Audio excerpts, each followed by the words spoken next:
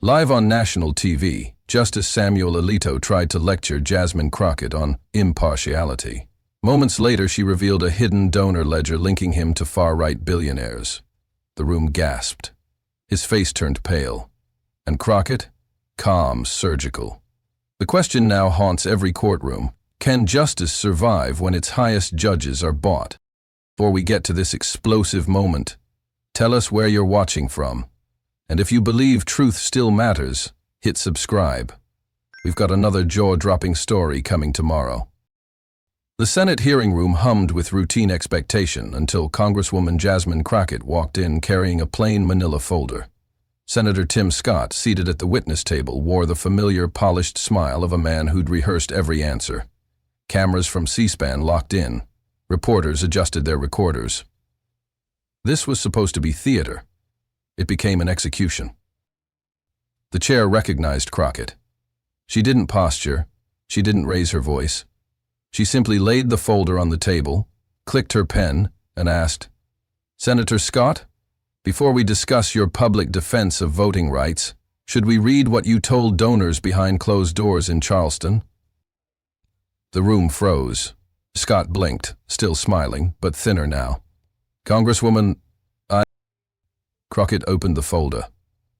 Inside, meeting notes, financial transfers, and an audio transcript stamped verified. She held the first page high enough for the cameras. Quote, "My support for expansion is necessary. Political theater. Your words, Senator, not mine." Gasps ricocheted off marble walls. GOP staffers scrambled. Aides reached for phones. Scott's posture slipped. His hands laced, then unlaced. "Let's add the $2,300,000, 0 cents in dark money commitments," Crockett continued, sliding the ledger forward. "And the memo on your official letterhead outlining how a reasonable black conservative can neutralize civil rights opposition. Do you deny any of this?" Silence. 30 unbroken seconds of it. Scott stared at the documents like they might dissolve. They didn't. The chair's gavel tapped, uselessly. Crockett leaned toward the mic. "America deserves the truth in daylight, Senator. Would you like to explain, or shall I play the tape?" The hearing didn't just shift, it detonated. And for the first time in his career, Tim Scott had no script left to read. Outside, phones lit up, and a presidency-sized future evaporated in real time before millions watching. Jasmine Crockett did not arrive at that Senate hearing because a party machine cleared a path for her. She fought her way there, case by case, client by client, piling up late nights in cramped offices and fluorescent-lit courtrooms, where justice too often depended on who could afford it. Raised in a working-class family, educated at the University of Houston Law Center, she learned early that titles don't guarantee integrity, and power rarely polices itself, so she made that her job. In Dallas, she built a reputation as the lawyer you called when the system had already written you off. Police brutality, voting rate suppression, predatory municipal fines. She took the cases that bled, and she took them personally. Judges learned quickly that Crockett did her homework. If a prosecutor cut corners, she would find it. If an agency buried data, she would exhume it. And when the cameras weren't rolling, she was still there, drafting motions, combing logs, interviewing witnesses nobody else bothered to call back. Politics didn't tempt her. Failure of politics did. After watching legislators mangle constitutional principles in committee rooms she'd never been invited into, she ran, first for state office, then for Congress, promising two things: receipts and results. On Capitol Hill, she kept both. In hearing after hearing, her style became unmistakable, calm-voiced, surgical questions, and a stack of documents that turned "I don't recall" into national news. She didn't grandstand. She constructed timelines. She didn't reach for sound bites. She built cases. That discipline made her dangerous to the comfortable and indispensable to the public. When colleagues settled for press releases, Crockett asked for subpoenas. When leadership urged patience, she answered with evidence. She treated committees like courtrooms and witnesses like they were under oath, because the country was watching, and democracy, in her view, demands prosecutorial precision. So, when the Senate announced a high-profile session on voting rights, Most assumed another round of partisan theater. Crockett didn't. She treated it like discovery. For weeks, she dug through donor disclosures, meeting memos, and private briefings, assembling a mosaic the public hadn't seen. What emerged wasn't just inconsistency, it was calculation. And at the center of that calculation sat Senator Tim Scott, the GOP's polished proof that conservative policy could wear the language of civil rights. Crockett understood the stakes. This wouldn't be a debate about abstract principles. It would be a collision between lived experience and rehearsed narratives, between a lawyer trained to prove and a politician accustomed to persuade. She walked into that chamber with a manila folder not to perform but to force a reckoning. And when she opened it, she wasn't just challenging Tim Scott's talking points. She was calling out an entire architecture of deception that counted on voters never seeing the fine print. Tim Scott has long been the GOP's answer to the charge of racial exclusion. As the only black Republican in the Senate, he was marketed as proof that conservatism could transcend race without addressing racism. Raised by a single mother in South Carolina, his personal story is often invoked to inspire, but rarely to interrogate. And that's precisely how Scott has kept his seat so secure, by embodying struggle without ever challenging the systems that perpetuate it. He speaks in tones of unity, of opportunity, of the American dream. But behind those polished soundbites is a voting record that consistently supports legislation undermining access to that dream for millions. Scott voted against the John Lewis Voting Rights Advancement Act. He supported efforts to limit ballot access under the guise of election integrity. He's opposed student debt relief, resisted police accountability legislation, and championed tax policies that reward wealth over work. Yet on every debate stage he is introduced as the exception that proves America is already fair. Scott's genius, and his danger, has always been his ability to disarm criticism with charm. He presents himself not just as a lawmaker, but as a symbol. To challenge his policies is, in the eyes of some, to challenge his very identity. And he has used that shield to avoid serious scrutiny for years. But Crockett wasn't interested in symbols. She was interested in facts. Behind the scenes, Scott had been quietly aligning with major conservative donor networks, who saw him as the ideal spokesperson, unthreatening, articulate, and useful. Internal emails from super PACs, unearthed by watchdog groups, revealed a coordinated media strategy used Scott to blunt progressive attacks while advancing legislation that disproportionately harms black and low-income communities. One memo even described him as an image asset in the optics war. The contradiction was clear. Scott had become the smiling face of policies that silenced the very voters who once looked like him. While he spoke of rising from poverty, he voted to slash food stamp programs. While he praised his mother's perseverance, he refused to support child care subsidies. And while he referenced Martin Luther King Jr., he stood silent as state legislatures redrew districts to dilute black voting power. Crockett saw through it. And more importantly, she knew America would too once she laid out the receipts on national television. This wasn't about party lines. It was about exposing the quiet betrayal behind Tim Scott's brand of respectability politics. The contradictions were no longer theoretical. They were documented. The Senate Judiciary hearing had been billed as a bipartisan discussion on the future of voting rights in America.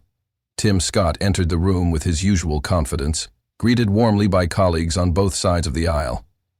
At first glance, it was supposed to be a procedural formality. Scott was expected to offer a measured, party-line defense of state-level reforms, while Congresswoman Jasmine Crockett, invited as an expert witness, would deliver her prepared remarks and return to the House.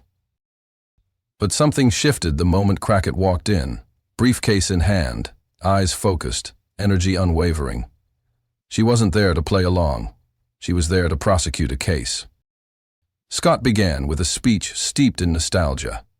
He praised the evolution of civil rights in America, recounted stories of his upbringing, and claimed that modern-day concerns about voter suppression were overblown media narratives. He suggested that recent laws in states like Texas and Georgia were streamlining the process and restoring faith in elections. Crockett tilted her head slightly. No visible reaction, just a quiet, intense readiness. When it was her turn, she didn't start with emotion or anecdote. She started with data. She laid out how voter ID laws disproportionately impacted Black and Latino voters in urban centers. She cited a University of Michigan study showing a 6.3% drop in minority turnout in Texas after the 2021 law went into effect. She displayed maps of closed polling stations clustered in low-income zip codes. Her voice didn't rise, but her facts sliced like a scalpel. Then she turned her attention to Scott. "Senator," she said calmly, "you've repeatedly stated that these laws are about integrity, not exclusion. But I have in my hand internal strategy memos, documents your donors funded, that outline how limiting access benefits Republican margins." A murmur ran through the chamber. Scott stiffened. The audience and the cameras were locked in. This wasn't just testimony anymore. It was cross-examination. Crockett had transformed the hearing into a courtroom. And Tim Scott wasn't the senator anymore. He was the defendant. Tim Scott leaned forward, clearly agitated. "Congresswoman, I'd caution you against drawing conclusions from cherry-picked documents." His voice, normally smooth and conciliatory, carried a new sharpness. "I have spent my entire career proving that access to the ballot is sacred. To imply that I, of all people, would support voter suppression—" Crockett didn't flinch. She calmly held up the memo in question, her finger pointing to a line that read, "Reduced early voting hours in urban counties likely to reduce high-propensity Democratic turnout." The authors were unnamed, but the PAC affiliation was unmistakable. "These aren't cherry-picked, Senator. They're internal analyses conducted by political operatives supporting the very bills you're defending." Scott opened his mouth, but the room had already absorbed the punch. Crockett pressed on, detailing how South Carolina, Scott's home state, ranked among the lowest in voter access for rural Black communities. She listed counties without drop boxes, precincts closed with no public input, and one egregious case of a 92-year-old woman forced to travel 18 miles to vote after her local polling site was eliminated. That was when Scott cut in again, louder this time. "With all due respect, Congresswoman, I will not let this turn into a character assassination. I have fought for opportunity my entire life." Crockett nodded. "And I believe that. But intention doesn't erase impact." The entire chamber fell quiet. A CNPN producer zoomed in. Journalists were furiously scribbling. The tension between two Black lawmakers, both shaped by injustice, but standing on opposite sides of its current form, was electric. This wasn't just disagreement. This was a mirror being held up to the Republican Party's use of identity as a shield for policy. Crockett looked directly at Scott. "You can be the product of progress and still be used to stall it." He blinked, visibly rattled now. The hearing was no longer about abstract laws or legal frameworks. It was about lived experience, about receipts, and about one Congresswoman's refusal to let ideology obscure reality. As the hearing entered its second hour, the atmosphere shifted from tense to historic. The room had quieted, but the pressure had only grown. Congresswoman Jasmine Crockett adjusted her microphone and pulled out a final document. A sworn affidavit from a South Carolina election official dated just 2 weeks earlier. Her voice remained steady, but the room could feel the weight behind her words. "This," she said, holding the affidavit for the camera to see, "is from a former county official who resigned in protest after being instructed, verbally, off the record, not to prioritize voter registration in Black precincts due to, quote, wasted effort on chronic non-voters. That official is now under legal protection after receiving threats." She laid it on the desk before her, then looked directly at Senator Tim Scott. "You said you don't support voter suppression, Senator. Then help me understand why your political allies keep creating conditions that produce it." Scott shifted in his seat, his usually measured demeanor unraveling.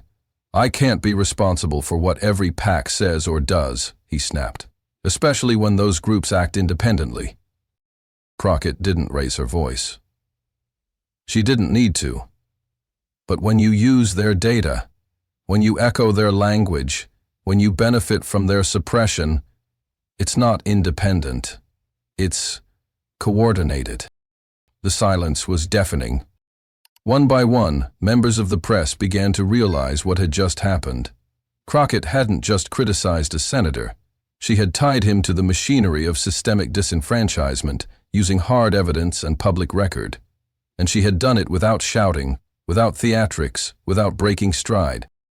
The chair tried to move the hearing forward, but it was too late. The soundbite had landed. C-SPAN's live stream surged. Social media exploded with the clip of Crockett asking, "So tell me, Senator, if you say you've never suppressed a vote, then why do the numbers say otherwise?" Scott offered no rebuttal. He reached for his water. The moment was undeniable. It wasn't just that Crockett had out-argued him. It was that she had out-prepared, out-researched, and outlasted him. Her closing line echoed in the chamber like a gavel drop. The truth doesn't need volume. It needs courage. And that day, she brought both. The day after the hearing, Jasmine Crockett didn't wait for headlines to frame the narrative. She controlled it. At 9:00 IME sharp, her office released a meticulously prepared 86-page report titled "Obstruction by Omission: Patterns of Voter Suppression in the Scott Era." It wasn't just a political gesture. It was a data bomb dropped directly into the center of the national debate. The report featured campaign finance records, communications between dark money political organizations, and a detailed statistical analysis of South Carolina precinct closures over the past decade.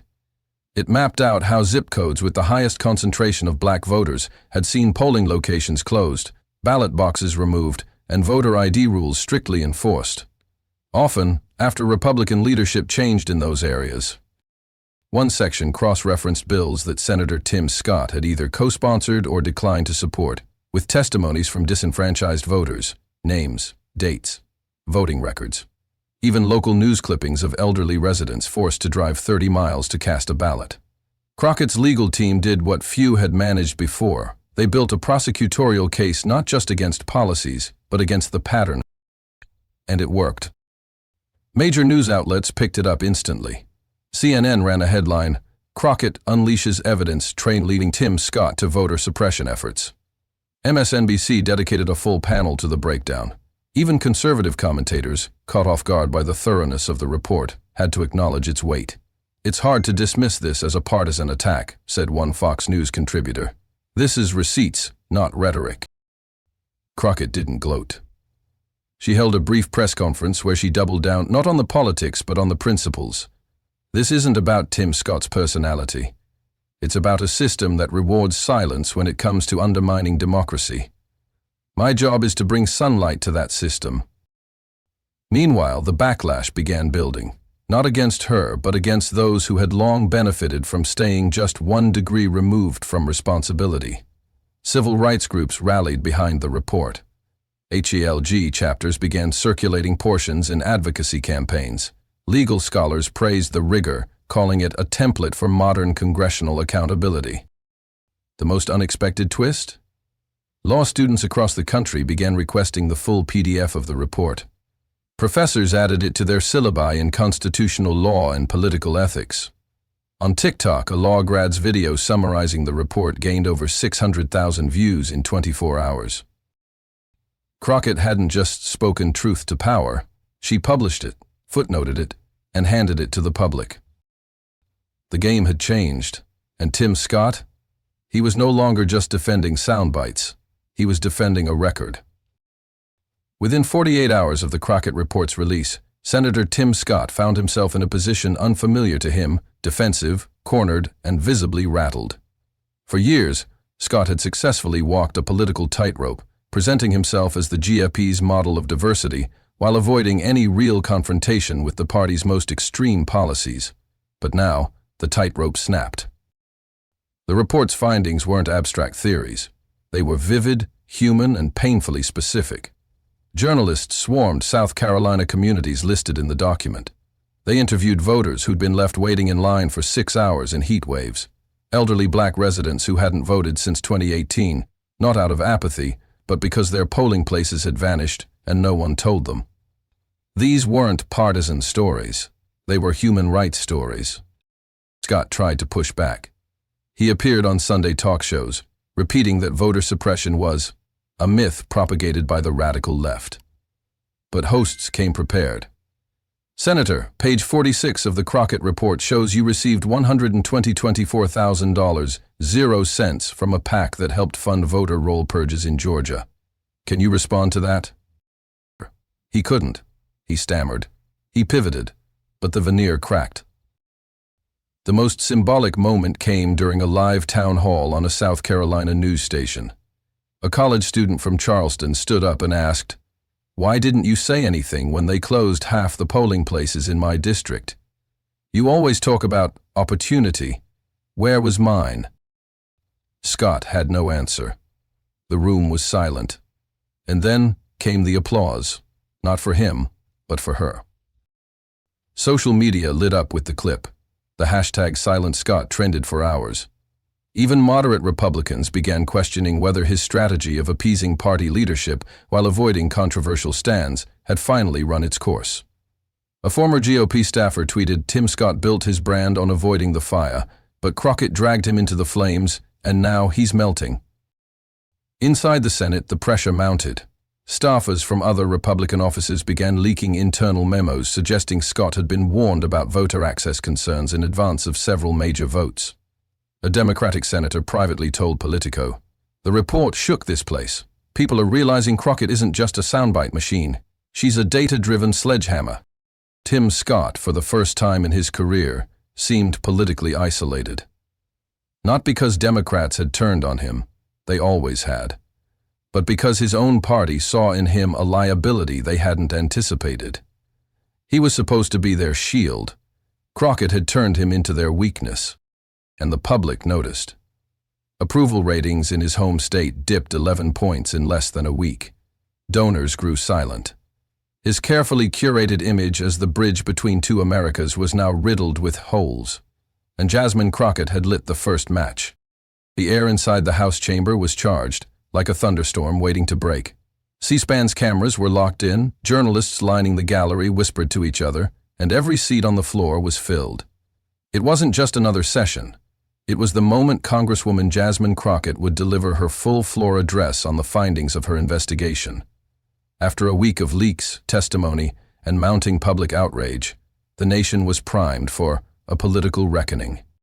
Crockett approached the podium with the confidence of someone who had already won the argument and was now writing its epilogue. She carried only a single binder, no staff, no teleprompter. Her voice was calm, deliberate, and laced with righteous purpose. "This is not just about one senator," she began, locking eyes with both sides of the aisle. "It is about a pattern, a design, and a quiet betrayal of the promise that every vote counts." As she flipped through her binder, she recounted personal stories. Veterans who couldn't access absentee ballots, young voters who were purged from rolls without notice, polling machines that broke in black neighborhoods but worked fine 2 miles over. She named the counties, she cited the contracts, she listed the corporations behind the dark money. Then she turned the spotlight fully on Tim Scott. Not with venom, but with brutal clarity. "I have no personal vendetta against Senator Scott," she said. "I respect his journey. I respect what his story means to many, but respect doesn't excuse silence. And silence in the face of injustice, especially when you benefit from it, is complicity." The chamber tensed. She continued, revealing that Scott's office had received voter suppression impact data months earlier from the Brennan Center and had never acknowledged it. She played a short audio clip from a closed-door staff briefing where a senior aide had dismissed the findings as not worth the senator's time. That clip echoed through the chamber like a gunshot. Crockett closed with the line that would later be printed on T-shirts, retweeted by celebrities, and quoted in political science classrooms. "This isn't about red versus blue. It's about right versus silent. And I don't care how many senators wear the same jersey." The room erupted, not in chaos, but in stunned reverence. Even some Republicans averted their eyes. Within minutes, clips from the floor speech went viral. MSNBC cut live to it mid-interview. CNN replayed the final 3 minutes every hour. Social media dubbed it the thunderclap, a moment so clear and morally unambiguous that no amount of spin could dilute its meaning. The House Ethics Committee received an unprecedented volume of constituent messages in the following 48 hours. Voter rights groups announced new campaigns using Crockett's quotes as rallying cries. Petitions began circulating to have Congress formally endorse national voting standards. In one address, Jasmine Crockett hadn't just confronted Tim Scott. She had ignited a national conversation about the moral core of American democracy. By dawn, the clip of Jasmine Crockett lifting that memo and freezing Tim Scott on national television was everywhere at once. Twitter/X, TikTok, Instagram Reels, cable news chyrons, Discord servers, group chats. It wasn't just trending, it was metastasizing. Tim Scott exposed, Crockett standard, and receipts. The most watched snippet was only 12 seconds long. Scott blinking, searching for words, as Crockett's voice cut through the hearing room like a scalpel. You didn't just contradict yourself. You sold the contradiction. TikTok stitched the moment into explainers, courtroom-styled court breakdowns, and duets where law students annotated her citations in real time. A constitutional law professor in Michigan posted a 3-part series titled How Crockett Built the Trap, and it hit 1 million views before lunchtime.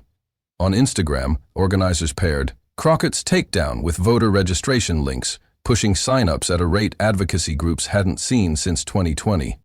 Cable news scrambled to catch up. CNN opened with a split screen of Scott's memo and Crockett's questioning. MSNBC called it the clearest example of dark money deception ever aired. Raw, uncut, undeniable. Fox tried skepticism first, then context, then silence, until their own legal analyst admitted on air that the documents appear authentic, specific, and devastating.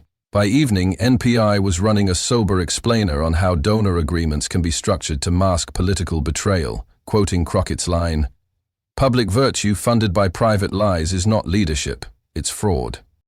8 shows pounced. Saturday Night Live cold opened with a parody of the hearing in which Scott tried to crawl under the witness table while a deadpan Crockett calmly read footnotes into the record. The joke landed because the country had already seen the real thing. Donations surged. The Brennan Center, Common Cause, the ACLU, Black Voters Matter, Fair Fight Action, each reported record 24-hour hauls.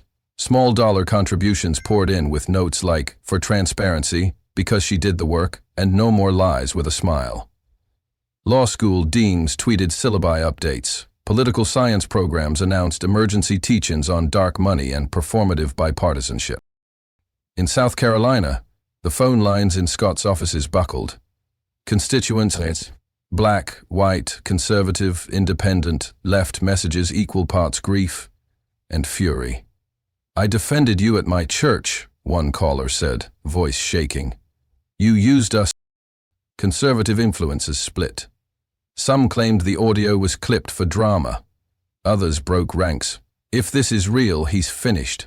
And so is the system that protected him." A prominent GOP strategist told a reporter off record, "Everyone's scrubbing their inboxes tonight. Everyone." But the most powerful reaction wasn't rage, it was resolve. Threads began forming around a single idea. If Crockett could force sunlight into one sealed room, others could force it into 100 more. The country had seen what accountability looks like. Live under oath with evidence on the table. And you could feel it online, in comments, DMs, open letters, and petitions. No more speeches.